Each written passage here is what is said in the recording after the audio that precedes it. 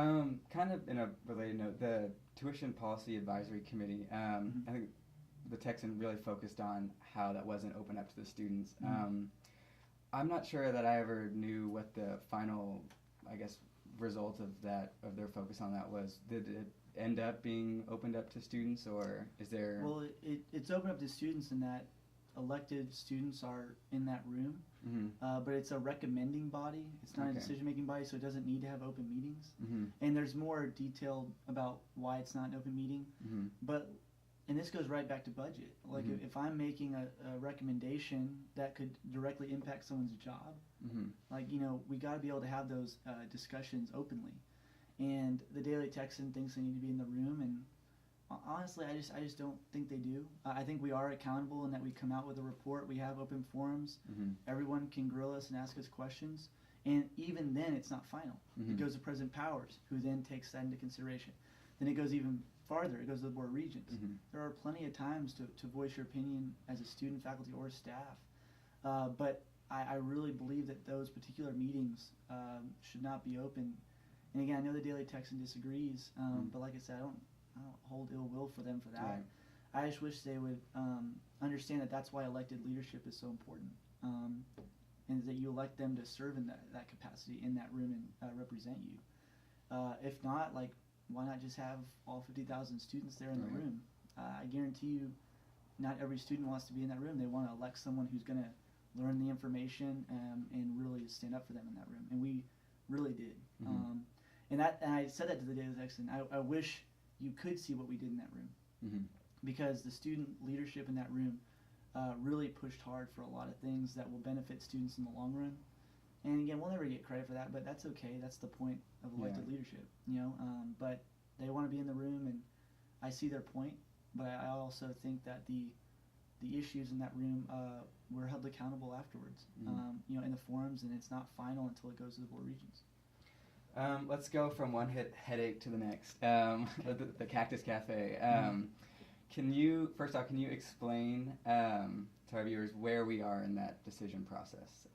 What's next on the calendar, I guess? This semester, on Friday, January 29th, union management made a decision to phase out operations of the Cactus.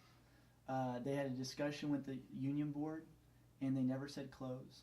They never said get rid of. They never said board up and act like it never existed. We had a great discussion about possible ways to open it up for students, possible ways to maintain traditional programming, but none of that was in the press release. And the press release that came out that Friday afternoon was very misleading and it's shocking to me. I was like, how did this get out there? And then we, again, with the university, just took a while to make up for that press release. But the students took the lead and sent out an all-campus email, tried to set things straight on why we supported the decision.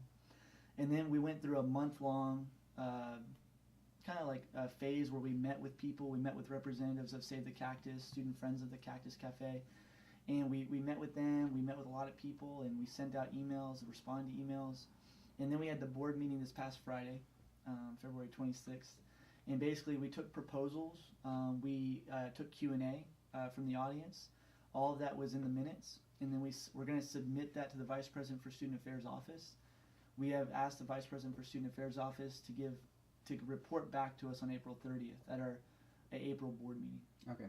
And basically, they're supposed to come to us, continuing dialogue with the community, continuing dialogue with campus, and also exploring options. Because like we've been telling people all along, is we didn't make any decisions yet, except for to phase out operations. We haven't come up with a plan yet. That's what we're exploring. Right. And I think people thought we had this ulterior motive all along, but we were just trying to come up with the money for the 2% merit increases. We weren't coming up with a grand plan yet. Right. But I think the community and the campus community and the Austin community are owed some due time to search for the right plan. And I'm hoping the VPSA office can come back to us on April 30th with a lot of options that the board can evaluate. About the press release that you mentioned earlier, you felt like there was some misleading language in it, but I think that, at least from the Austin community standpoint, the fact that it came out on it was a late Friday press release was the cause of some frustration. Yes. I guess it gave the impression that it was trying to be done covertly, or slip it under the rug, I guess. Can you relate to that sentiment? Do you think that that's a fair reaction on their part? Yeah, I think the Austin community, especially the Austin community that has been engaged on this issue. Keep in mind, we're in one of the largest cities in the country, and we're on one of the largest campuses in the country, and we have a group of people that are really upset, and they have a right to be upset. I would be upset if I were them too. I was talking to a Save the Cactus member, and he asked me what I'm passionate about, and I said baseball.